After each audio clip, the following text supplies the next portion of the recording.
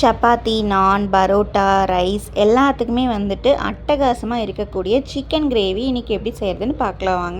இன்றைக்கி நான் 1 kilo chicken எடுத்திருக்கேன். அது கூட 1/2 கப் தயிர், 4 டேபிள் ஸ்பூன் வரமிளகாத்தூள், 1 டீஸ்பூன் உப்பு, 1 டீஸ்பூன் மஞ்சத்தூள் சேர்த்து மேரினேட் பண்ணி வச்சுக்கலாம். இன்றைக்கி நம்ம மண் சட்டியில் தான் சிக்கன் கிரேவி செய்ய போகிறோம். அதுக்காக நான் கருவூல சட்டி எடுத்திருக்கேன்.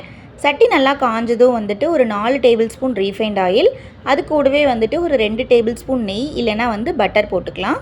இது கூட பிரியாணி சாமானும் எல்லாமே சேர்த்திட்டோம்னா நம்மளுக்கு கிரேவியில் அந்த ஃப்ளேவர் நல்லாயிருக்கும். இப்போ நல்லா வெங்காயம், பச்சை மிளகா எல்லாத்தையுமே பொடி பொடியாக நறுக்கி வச்சுக்கலாம்.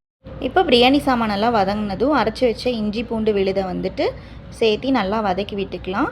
இது நல்லா பொரிஞ்ச உடனே நம்ம பச்சை மிளகா, வெங்காயம் எல்லாத்தையுமே சேர்த்தி நல்லா கிளறி விட்டுக்கலாம்.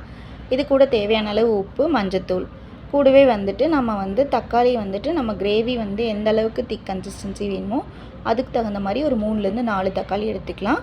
புதினா ஃப்ளேவருக்காக போட்டிருக்கேன், அது நீங்கள் தேவைப்பட்டால் போட்டுக்கலாம். இப்போ நம்ம ஒரு லிட் வச்சு க்ளோஸ் பண்ணிட்டோன்னா தக்காளி வெங்காயம் நல்லா வதங்கிடும்.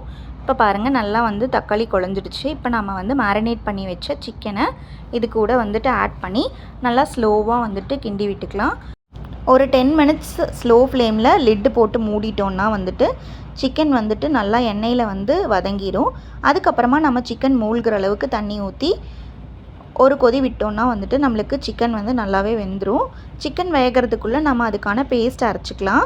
ஒரு 4 டேபிள் ஸ்பூன் முந்திரி, 5 டேபிள் ஸ்பூன் தேங்காய், 1 டேபிள் ஸ்பூன் சோம்பு, அது கூட கொஞ்சமாக தண்ணி விட்டு நல்லா ஃபைன் பேஸ்ட்டாக நம்ம அரைச்சி எடுத்துக்கலாம். இதில் நம்ம முந்திரியும் தேங்காயும் சேர்த்ததுனால இது கிரேவிக்கு நல்ல ஒரு திக்னஸையும் டேஸ்ட்டையும் என்ஹான்ஸ் பண்ணி கொடுக்குறக்கு ரொம்பவே சப்போர்ட் பண்ணும். இப்போ நல்லா கிளறி விட்டு ஒரு லிட்டு போட்டு மூடி ஸ்லோ ஃப்ளேமில் வச்சிட்டோன்னா நல்லா கெட்டியாயிரும். அதுக்கப்புறமா சிக்கன் மசாலா ஒரு டேபிள் ஸ்பூன், கரம் மசாலா ஒரு 1/2 டீஸ்பூன் போட்டு ஒரு கொதி விட்டு இறக்குனா நம்மளோட சிக்கன் கிரேவி சூப்பராக ரெடி ஆயிடுச்சு. இதோட ஃபைனல் டச்சாக கசூரி மேத்தி கொஞ்சம் தேய்ச்சி போட்டுட்டு கூடவே கொத்தமல்லி தழை கொஞ்சம் தூவிட்டோம்னா நம்மளோட சூப்பரான சிக்கன் கிரேவி ரெடி ஆயிடுச்சு. பாய் பாய்.